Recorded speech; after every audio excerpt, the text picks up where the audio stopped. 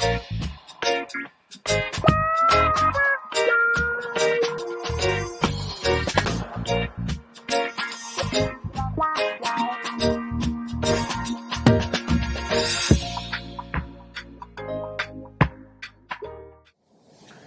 I'm Martin Lee, and the topic of the discussion today is what the CIA can teach us about psychedelics. And I'm also the author of this book, Acid Dreams, which is a social history of LSD in particular. And I'm going to focus more on LSD than the other psychedelics, but it's almost like when I say LSD, I mean psychedelics in general. In focusing on the CIA part of the story, they were really most excited and fixated on LSD as compared to the other psychedelics, although they studied all of them that were available. And you know, today we're in the midst of what people are describing as a psychedelic renaissance, a rebirth of interest in psychedelics, a lot of, actually an explosion of research, scientific research now. And the reason I wanted to talk about this subject is I think in looking back at what the CIA, the Central Intelligence Agency, was doing with LSD and other psychedelics in the 1950s in particular, though it went beyond the 50s, it sheds a very interesting light on many of the questions that are raised about the current psychedelic renaissance. The CIA was interested in LSD and other psychedelics as weapons of war, basically as mind control drugs. Whereas, at least when I was coming of age as a very young teenager in the 1960s and beyond, we always thought of it as a mind expanding drug, not a mind control drug, and something that was more like a sacrament than a weapon. And yet we're talking about one drug that sort of became both in our culture. So let's, I don't have that many slides, but I'll tell the story of what I learned when I was researching Acid Dreams. And part of that, I went through over 10,000 pages of once classified CIA documents and about 10,000 pages of other agencies combined, the Army, the Navy, the FDA, Department of Agriculture, any agency that might have had some bearing on the psychedelic story. I was looking at as much information as I can get. And I'll describe what happened with the CIA when they started working with LSD, and a lot of CIA agents were taking it themselves. It might be surprising to people who think of it as a peace and a love drug, but that was going on, as we'll see. Anyway, so let's just jump right in. 1943, the key year for LSD, that was the year that Dr. Albert Hofmann, shown here in his laboratory in Switzerland, Sandoz Pharmaceuticals, that he discovered the effects of LSD. Somewhat accidentally, he absorbed it through his fingers, and then a few days later, and he was the first person to trip on acid. And it was very powerful, and he couldn't understand, well, what happened to him that he could have such a powerful experience when he was just sort of, touching a test tube or something. And then he took not an accidental dose 3 days later, and then the famous bicycle ride, if people know about that, that he took back to his home. And that was the first planned LSD trip. He took about 250 micrograms, which he thought was just such an infinitesimal amount, not milligram, microgram, that it wouldn't do anything to him, but he even had a more intense experience that second time. So Hoffman, 1943, he discovers the effects of LSD, a very powerful hallucinogenic drug. 4 years later, Werner Stoll was working at also Sandoz Pharmaceuticals, and he wrote the first scientific paper about LSD. And Stoll's father, Arthur Stoll, was, I think he was the CEO of Sandoz Pharmaceuticals in Switzerland. And he was very good friends with the Swiss writer Hermann Hesse. Maybe you've read some of his work. Siddhartha Steppenwolf is one of the great pieces of drug writing. And it's thought that through his friendship with Arthur Stoll, that Hesse got access to psychedelics, and it informed his writing to some degree. So 1949 is the year that the LSD comes to the United States for the first time, and it's brought over from Switzerland by Dr. Max Rinkel, who was a Harvard doctor, And he was one of the first to start experimenting with LSD. So it's a relatively recent story we're talking about. A little more than about 75 years or so is when it first comes to the United States. At the same time that Hoffman was doing his work, and he was looking for medical compounds, the wartime predecessor, World War II time predecessor of the CIA, the Office of Strategic Services, they had begun an effort to identify and develop a truth drug, a truth serum, which is a sort of a logical kind of thing an espionage agency wants to have. They want a drug you can give somebody and make them spill the beans so you get information what you want.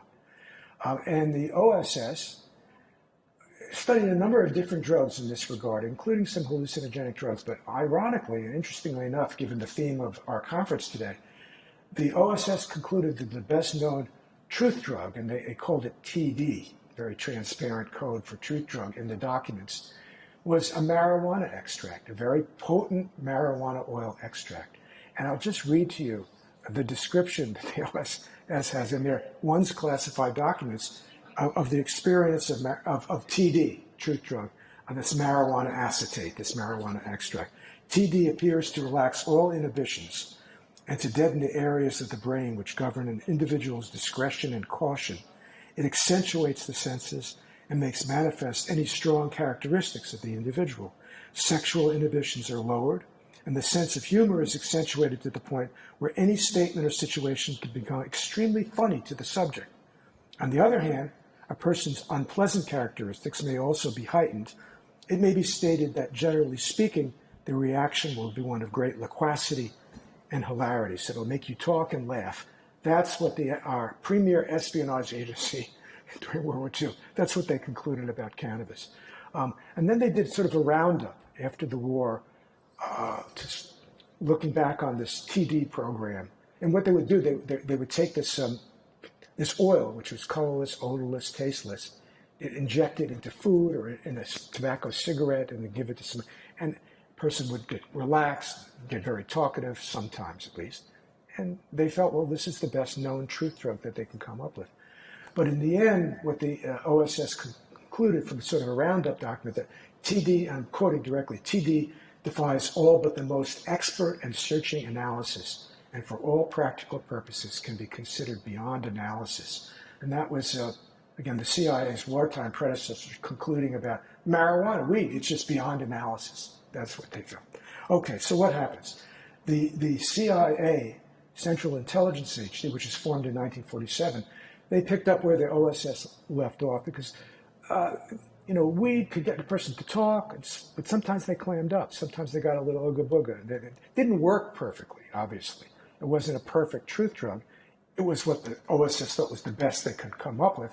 The CIA wasn't satisfied. They would continue this quest for the perfect interrogation substance.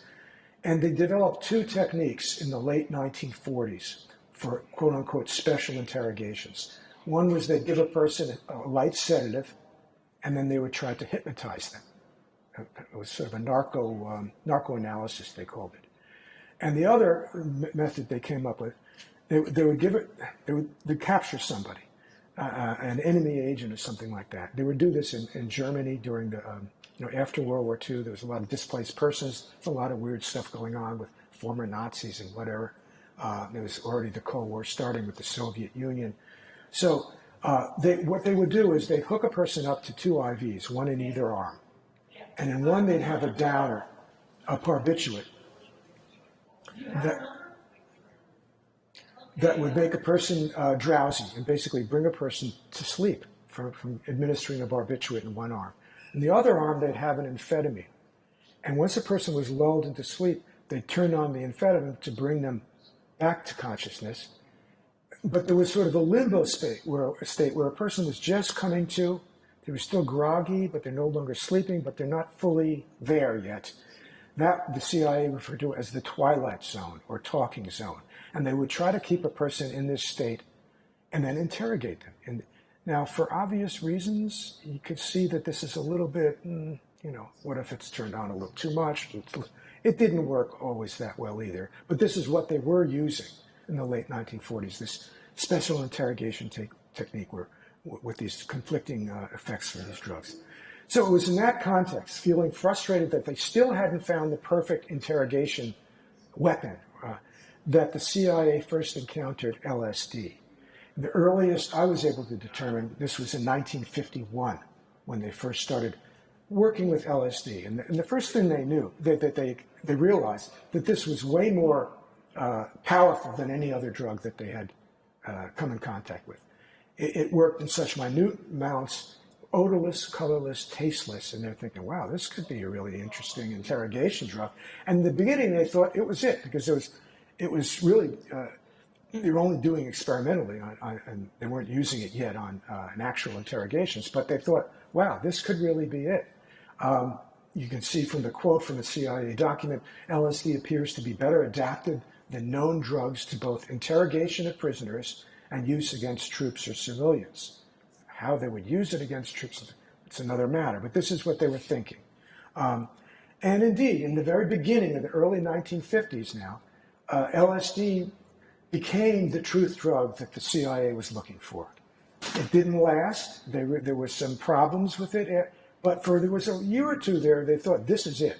And this is going to revolutionize espionage as a craft. LSD had so much potential in this regard. Well, there were some problems with this, as I'll get into in a moment. But there was a number of different agencies were involved with the LSD research early on in the 1950s. The first was called the Inspection and Security Staff, became later renamed the Office of Security. And again, it was all about security, about being able to interrogate people, being able to protect your own agents. So they were working with it first. And then another agency came in within the CIA called the Technical Services Staff. And they were involved with running the main mind control drug research project for the CIA during the Cold War, which was called MK Ultra. That was the name of the project. MK Ultra was actually an umbrella project and had 149 different projects within it, what they call sub-projects. Many of those focused on drugs, but not all of them. They looked at all kinds of things, anything that could modify human behavior, hypnosis, ESP, sensory perception, sensory deprivation, anything that could change a person's behavior or influence a person's behavior. The CIA was looking at this and doing research in these areas. But none of all the techniques, LSD was the one they were the most excited about. So this was a sub-project for...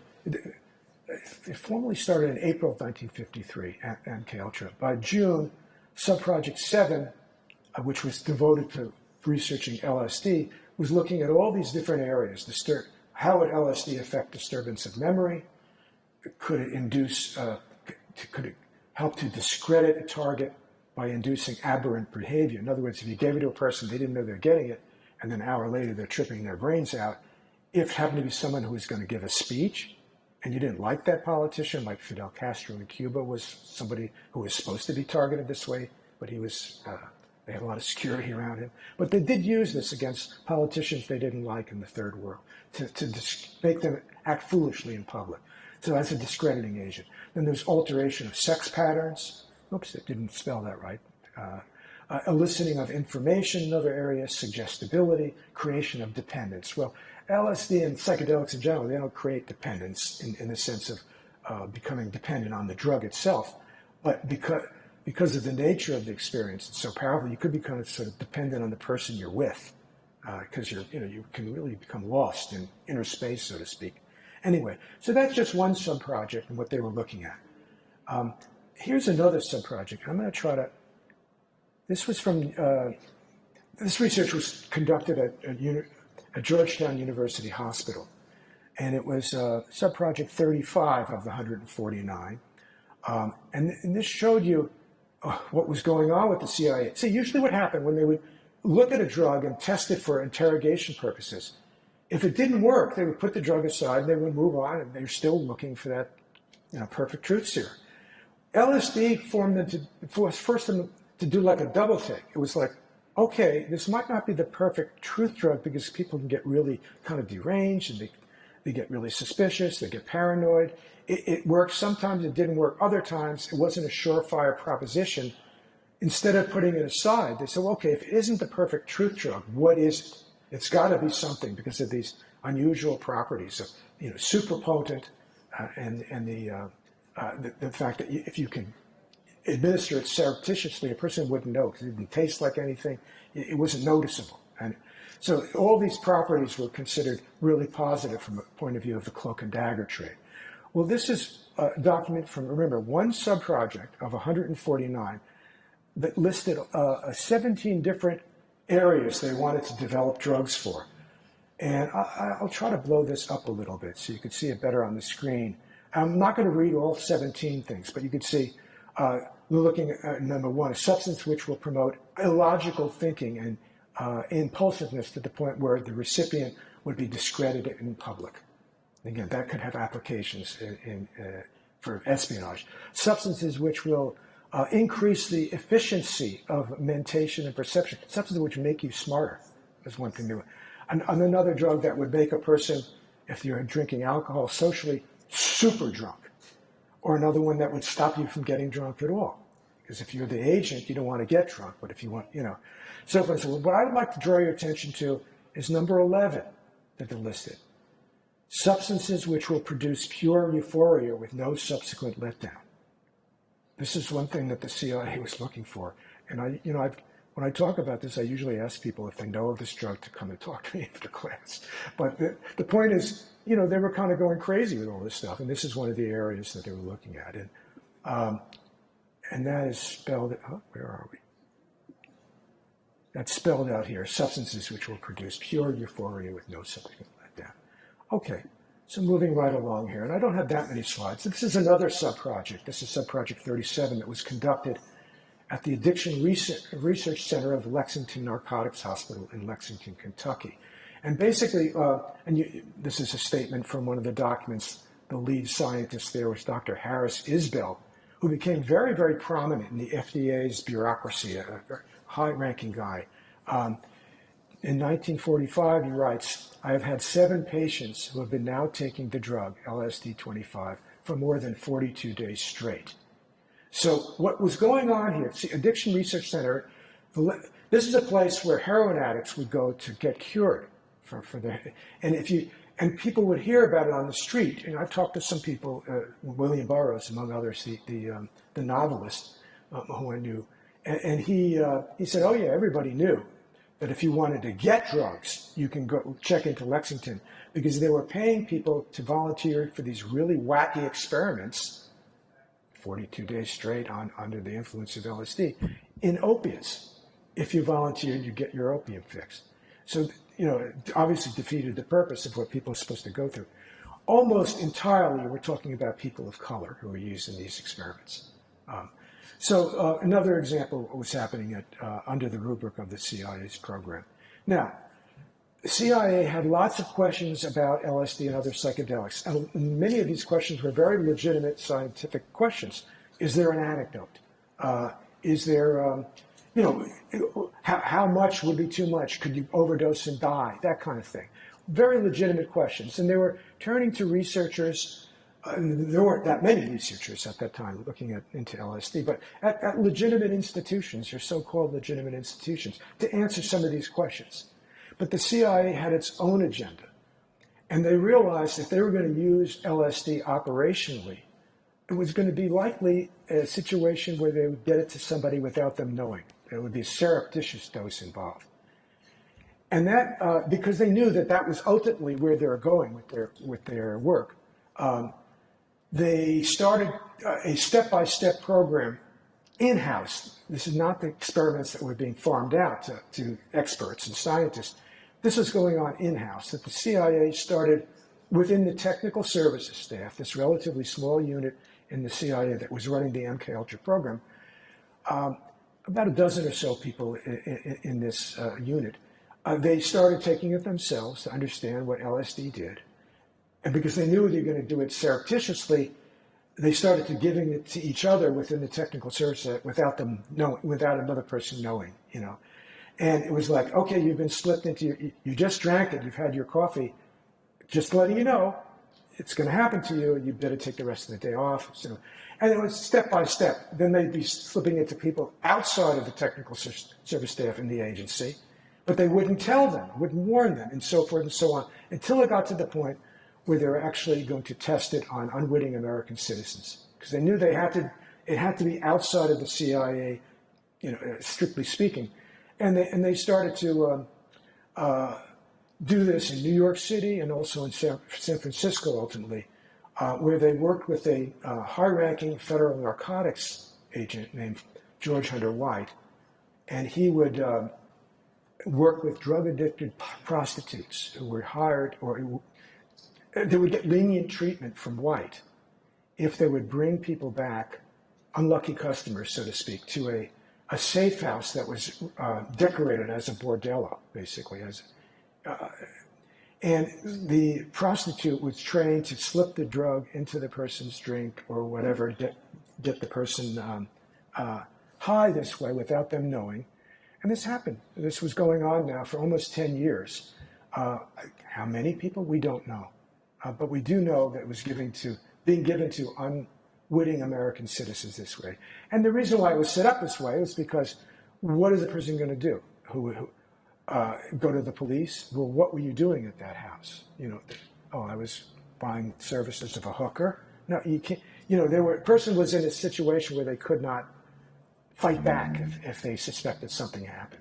And typically the CIA would target people in jails, in psychiatric facilities and so forth. Again, people who are not in a position to take action should it be known. Anyway, the operation that George Hunter White was running under the rubric of the MKUltra program was dubbed Operation Midnight Climax.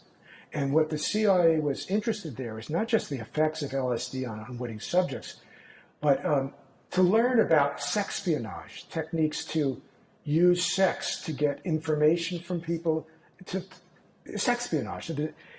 There were questions, is it better are you more likely to get information from somebody before or after the orgasm, that kind of thing.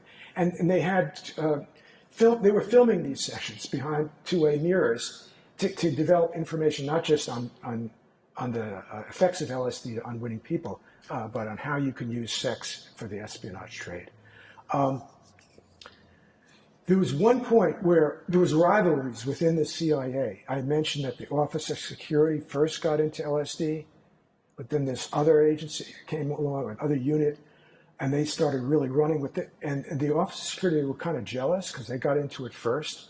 So they started spying on the technical service staff. And this produced a very interesting series of documents, as you might imagine.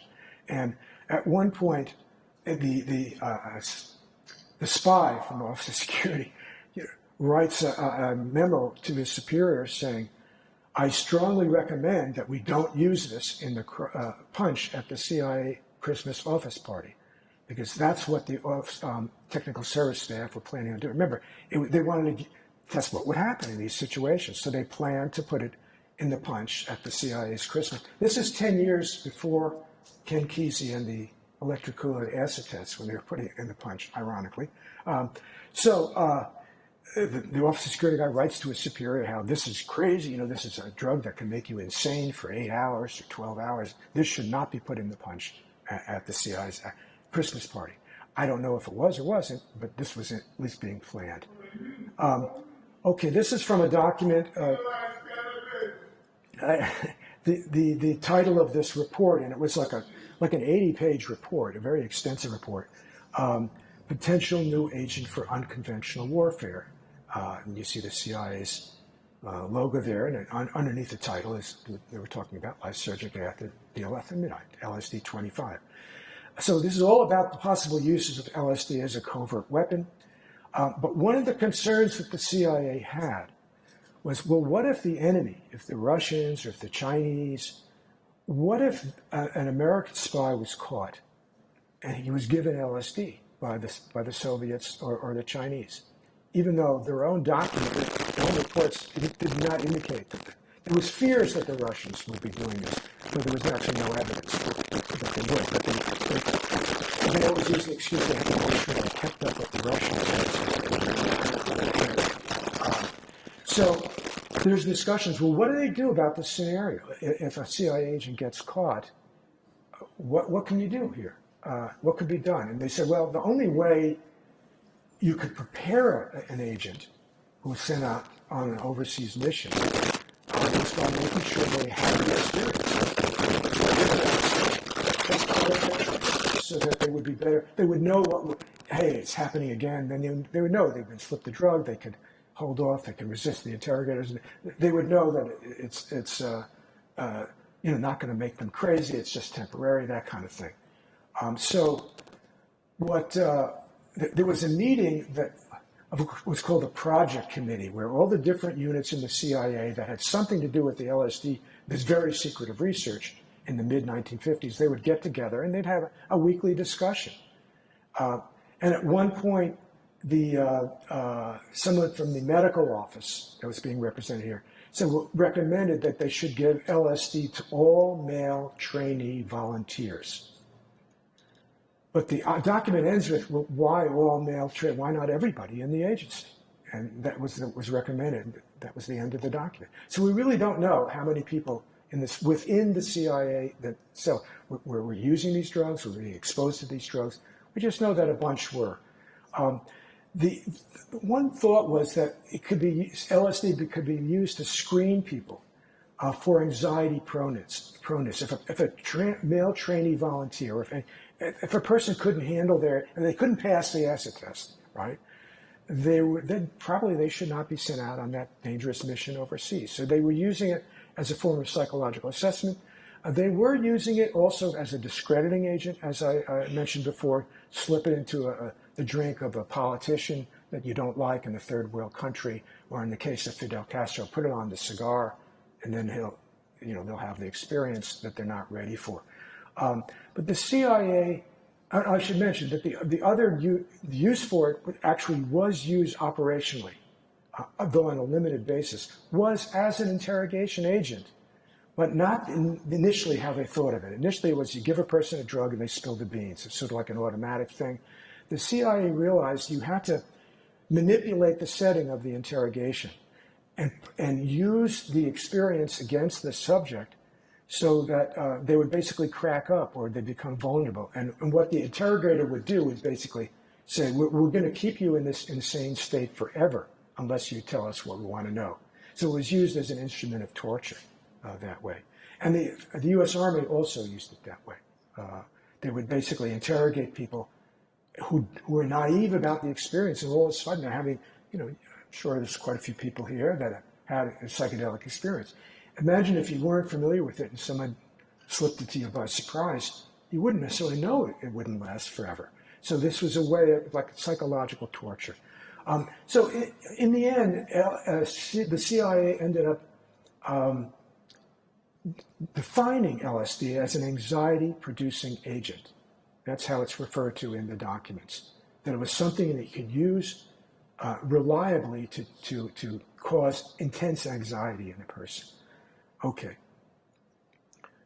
The U.S. Army also had its own program where they were testing LSD on soldiers. I don't know if you've ever seen one of these programs on TV where they show the soldiers marching in total disarray after they've been given LSD. And this is happening during the 1950s. They couldn't march coherently. They couldn't do their jobs. And this was seen as, okay, this is a threat to national security if it's used on your troops, right? So the Army had a code name for LSD. It was called EA 1729, and experimental agent number 1729. And they were working with a lot of experimental agents, including MDA, which was very similar to MMDA or MDMA, ecstasy. MDA is a potentially lethal drug, and it was actually given to test subjects in these Army-sponsored programs. And one such person did die from an overdose. It was Harold Blauer. He was a tennis professional. Interestingly, one of the people who apparently was exposed to LSD as part of the Army's research was Lee Harvey Oswald, the alleged assassin of President Kennedy. Oswald, when he was in the Marines, was based at Atsugi Air Base in Japan. And Atsugi was one of the two places overseas where LSD was kept for use in covert operations, And also people in Oswald's unit described that they were subjects in this test. And Oswald himself was very interested in psychedelic drugs. We know that because shortly before the Kennedy assassination, he had been reading books by Aldous Huxley. We wrote about this in Rolling Stone. That's the picture you see. Did Lee Harvey Oswald drop acid is the question. Couldn't say definitively, but it seemed like probably pretty likely. He was definitely interested in these drugs very early on. And he's also a very bright guy. And he seems at various, you'd have to read the article in Rolling Stone. But we answered the question saying probably he did. So moving along. What was the Army really interested in? They were interested in psychochemical warfare, the idea that they would use LSD as a chemical warfare agent, that they would create a bomb that could release LSD in aerosol form. A mist would go over an area, and everybody in that area would be tripping on acid, and they'd be incapable of functioning in a military sense. So it was seen as having potentially very useful, this scenario, for rescuing hostages. For obvious reasons, if you can knock out everybody, not in a physical sense, but in mentally deranged people so they wouldn't know what to do, you can rescue your own people. Since it's not lethal LSD, you can't kill you. This is seen as a potential incapacitating agent. And in 1959, Major General William Creasy, who was head of the U.S. Army's chemical warfare program, he recommended testing madness gas, as he called it, in the subway system in the U.S. cities. I don't think they ever did this, but this is the kind of thing that was being discussed. Actually, he testified before Congress. This is all on the record. And eventually what happened is the Army realized that LSD couldn't work well as an aerosol. But they had the idea that you can create something that would do what LSD does to an individual over a whole group. This would be the ticket to a new kind of warfare, war without death. This was a PR gimmick for the chemical warfare to beef up the budget. Chemical warfare is sort of nasty. It doesn't have a great reputation, but hey, now it's war without death from this chemical warfare agent. And eventually the Army did develop a drug like this. It was called BZ. It's been popularized in certain movies and things, but they created a weaponized version of a very powerful hallucinogenic drug, BZ, which would last, the trip would last about 3 days. LSD lasts about half a day, 10 to 12 hours. And unlike LSD, with BZ, you wouldn't have any memory of it. Very, very potent drug. And the problem also, an overdose could kill you. That was another drawback. But they did weaponize that. But what I mean by that, in the Army's chemical warfare armory, they have various ways to disperse chemical agents. And with BZ, they had it in a grenade form and in like little bombs and so forth. And they did use this in Vietnam during the war in the 1960s, again, on a very limited basis. The problem was, they'd blow this gas, then the wind shifts. Then your own troops get it. Or how do you control how much somebody would breathe in? If too much, they would die. It defeats the purpose of a non-lethal incapacitating agent. And that's what they wanted to do with LSD. But it gave them the idea. But it didn't quite work ultimately the way they wanted. So at the same time, all this was going on in the 1950s with the CIA and the Army, looking at LSD and other hallucinogens. LSD became part of the doctor's medicine bag, if you will. Initially when scientists were researching LSD, they defined it as a psychotomimetic compound. It's something that would mimic madness. That's the way they looked at it. And this was potentially useful because if you can create an artificial madness temporarily and figure out how to stop it, cure it, if you found an antidote for it, well, maybe that would apply for real madness. So this was the first paradigm, something that could make you crazy. But then it shifted, and psychiatrists started working with LSD not to make you crazy, but to cure illness, cure mental illness. And this goes along with what the notion of what a psychedelic drug would be, because psychedelic, the word literally means mind manifesting. It would make manifest whatever is in the mind.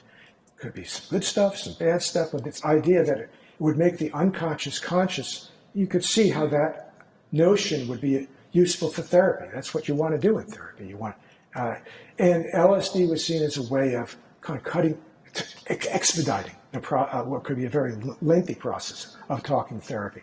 You give a person LSD and they deal with all sorts of stuff and maybe get to the root of their problems, so forth and so on. And this was seen as a really hopeful kind of therapy. And in the 1950s, it was being used experimentally, but actually on people. LSD for particularly people with substance abuse issues, particularly alcoholism. It showed a lot of promise in the 1950s. Also for people who were dealing with intense trauma, and also just depression. In the 1950s, those areas for indications, they were coming up that psychedelics were useful for. Unfortunately, it kind of got nipped in the bud in the 1960s because LSD became associated with the political and the cultural upheavals. The research was stopped, unfortunately. But looking back on that period, there were more than 1,000 clinical papers about LSD and mescaline that were discussing what was happening with people who were taking it in a clinical context for clinical use. 40,000 patients were involved. And looking back on that, there was a meta-analysis done in 2016. A meta-analysis is when a scientist will look at a lot of different papers on a subject and do an overarching analysis and decide what are the valid papers and what they can conclude, not just from one test or experiment, but from many. And the 2016 meta-analysis of controlled trials involving LSD says that these controlled trials have demonstrated a consistent and clinically significant beneficial effect of high-dose LSD. This is before the era of microdosing. No one was thinking about microdosing. It was more, you had a strong experience, and that's where the great value was seen therapeutically. So this is a picture of Cary Grant here, famous movie stars, and he was one of the leading male actors at the time, were taking LSD in a therapeutic context and singing the praises, like this helped more than anything, this kind of thing. So this was an exciting period, and unfortunately, this got thwarted. It's coming back now again, but it was a long period of a few decades where you couldn't touch the stuff if you were a research scientist. You can get it if you wanted to just trip and get high, but you couldn't touch it if you were a serious scientist. So in the 1960s, this notion of LSD as a therapeutic agent is projected onto the social landscape by people like Timothy Leary, who we see in this picture, people like Allen Ginsberg, and many others, actually. There was a great deal of enthusiasm around LSD, and it was seen as something that could have implications for society at large, not just heal a person, but heal a sick society. And people were taking this notion very seriously. It wasn't just Leary and Ginsberg, there were quite a few others. So LSD is now being touted as a cure-all for a sick society. So now I want to bring it up to the present time and say, what is all this that we've heard about the CIA? What relevance does it have in terms of the current psychedelic renaissance? The picture here is of a gentleman, Alfred North Whitehead, who is a 20th century British philosopher. And he has this wonderful phrase called the fallacy of misplaced concreteness. So when we look back on the history of LSD, you see CIA thinking it's going to revolutionize the espionage trade. The Army thinks it's going to revolutionize chemical warfare. Therapists they say it's going to revolutionize therapy, and in the 60s it's going to revolutionize society. They were all wrong. They never reached. But what is the commonality we can find here? LSD seems to always generate really grandiose ideas of what is possible for whoever is using it, And this idea of the fallacy of misplaced concreteness, well, the mistake that the CIA made is similar from the mistake that Timothy Leary made. And when Acid Dreams came out, this is the book that partly this is made. Leary and I would go around to talk shows together because he had something that came out, some computer thing that he was doing. And I would say that, the fallacy of misplaced concreteness, it's to do it when you project your own experiences and put it onto the substance, and then define that substance based on what you experience. So the CIA, they experienced one of intense anxiety. They defined it as an anxiety-producing drug, as if the chemical structure of LSD will always produce anxiety, because that was their experiences with it. Cold moral paranoia, so forth and so on. In the 1960s, people are experiencing kind of religious experiences, spiritual experiences, and they define it that way, as an entheogen. And I think this is a mistake, a very common mistake that happens with LSD or with psychedelics. You end up saying, well, I've had this amazing experience. I want the world to have it. If it helped me and work through my issues or whatever, help me move my life forward in a positive way, well, everybody's going to have that experience if they're taking it.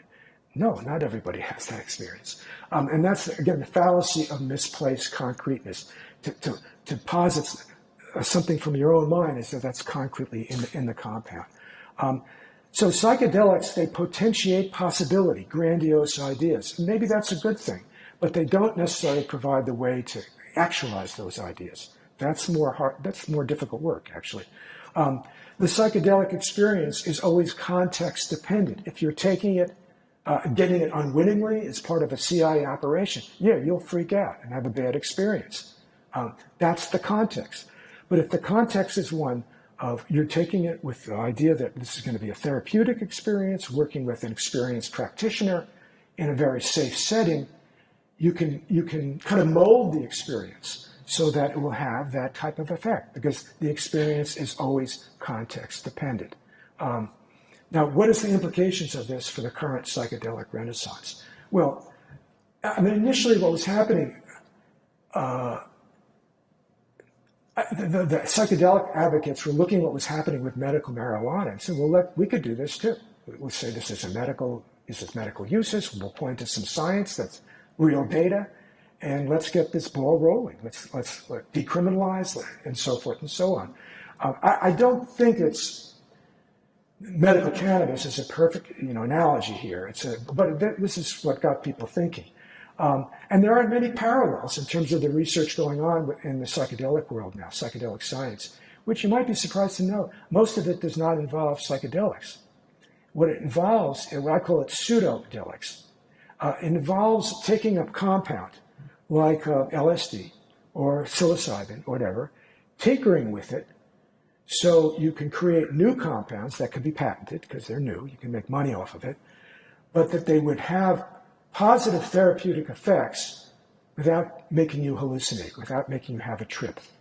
And this is the hot thing in psychedelic research. Yeah, there's research with psilocybin and with LSD going on, but most of the research is involving new compounds that are created from a psychedelic scaffold, from a molecule that's a psychedelic molecule, tinker with it a little bit to keep some of the good therapeutic aspects without the crazy trip, right? That's the idea. I call those pseudodelics rather than psychedelics. And both pseudodelics and psychedelics stimulate neurogenesis and neuroplasticity in the brain. This is one thing that happens when you take LSD, and I mean, you can see when a mouse or a rat is given a psychedelic, the scientists can actually measure the synapses, how they've grown within 24 hours. It actually affects physically what happens in the brain. And the idea of neurogenesis, they look at people who are depressed, and they realize that there's a very low level of neurogenesis going on in the brain. This is something that happens naturally. When you're born, initially, there's a lot of neurogenesis going on with an infant. But over time, you sort of get, that process is depleted over time, and it could happen in a way that scientists have been able to link a decreased neurogenesis to substance abuse patterns, to depression, so forth. Actually, some common antidepressants that FDA approved, what one thing they do is stimulate neurogenesis in the brain, and that's thought to help depression. Well, the pseudodelic compounds They help, that can stimulate neurogenesis, and so can exercise and eating well and fast. And a lot of things do this. But with psychedelics, a high dose, it is a real powerful neuroplasticity inducer and neurogenesis inducer. And pseudodelics can do that too. But the question is it the same? Will it have the same effects? Because the PR pitch when they're trying to raise money, these startups, they say, this is going to be healing from whatever compound they've got, but it's not going to be without the trip. It's a little bit like CBD has been pitched in the cannabis space. This is going to be, CBD gives you a lot of therapeutic attributes, but it doesn't make you high. So it's a similar kind of PR pitch that's going on in the psychedelic space now. So the key question here, will a psychedelic or pseudodelic compound that doesn't make you hallucinate, doesn't give you the whole trip experience, will it have the same therapeutic efficacy as CBD or shrooms? Is the trip essential for a transformative breakthrough? The pseudodelic people are saying, no, it's not. Just give us the money, we'll prove it, you know. But I don't believe that that's the case. I think the full experience is crucial in terms of a therapeutic breakthrough. Again, because a pseudodelic experience is not context dependent. It just makes something happen in the brain. You know, but a psychedelic experience is always going to be context dependent. Well, you're stripping out the context with one of these newfangled pseudodelics. None of them are illegal, incidentally, yet, but they're just experimental compounds. So, last slide, I think here. Yes, last slide. The pseudodelics are neurogenic, but they're not context dependent. So one can influence the context of a psychedelic experience in a way that's beneficial for healing, depending on what attitude you go in with it. Tripping can be conducive to deep insight that alters mental constructs and how we view the world. It is possible from a high-dose psychedelic experience that kind of thing can happen, whether you call it a religious experience or a spiritual experience or a visionary experience or just a good old intense experience. These things are known to happen. But tripping cannot be reduced to just the changes in brain activity. There's much more going on under the influence of LSD than just changes in the brain. In fact, when you're actually tripping and peaking, there's hardly any LSD left in the brain. It moves around and so forth. You know, I think tripping there's a phrase from a philosopher I really like, Maurice Merleau-Ponty, a French philosopher, wild flowering mind. And he actually wrote about mescaline back in the 1940s that were being some interesting scientific research as part of his books. And the idea that, again, the LSD, when it's really happening on a peak, it's like the mind is flowering and it's sort of connected to the world, to the flesh of the cosmos, a phrase from D.H. Lawrence. You know, and it's it's where the wild flowering mind meets the flesh of the world. That's where the trip is happening. You know, if you're tripping and you're in a garden and you all of a sudden realize, gee, all these plants are looking at me. I never noticed that before. You know, again, it's a completely different kind of experience, and it's not just in the brain; it's in the world. So I don't think that, in terms of the current renaissance we're hearing about, at least the pseudodelic side, and I hope they develop some good drugs and that help people, but I don't think it can really compare with a full-blown high-dose psychedelic experience, because it doesn't just occur in the brain. Anyway, Acid Dreams is a book that I wrote long before the psychedelic renaissance. That was, and a few copies are available. You know, run outside in the drug war booth if you're interested in.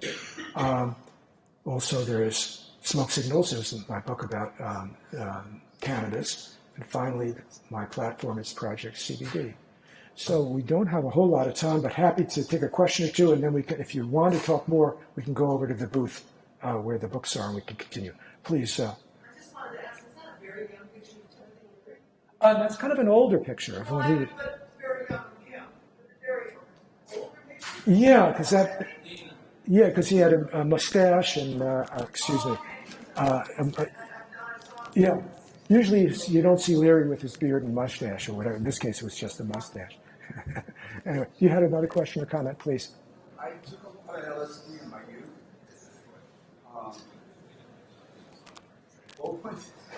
How does this relate to me? Well, you had to experience what you had, and whatever else, whatever it was good or bad, something happened in your brain that was positive. There's no question about it, because it literally, physically changes connections between brain cells, and that's measurable, and scientists have measured it. So it's a question of what happens, and then a trip can be really mind altering, and how you integrate that in your life. And you're better, you know that better than me. So you had a question, and we're going to have to move out of here because the next section starts. I'm sorry, I couldn't hear you. Oh, yes, I mentioned it in Acid Dreams. I mean, that's people, with part of the grandiosity around psychedelics in the 60s was this going to save the world. And that's a lot happening again in the current psychedelic renaissance. There's that messianic thing. And I would say, well, what about Charles Manson? How can you say just everybody takes LSD and it's going to be great? Well, it didn't work out so well for him and the family.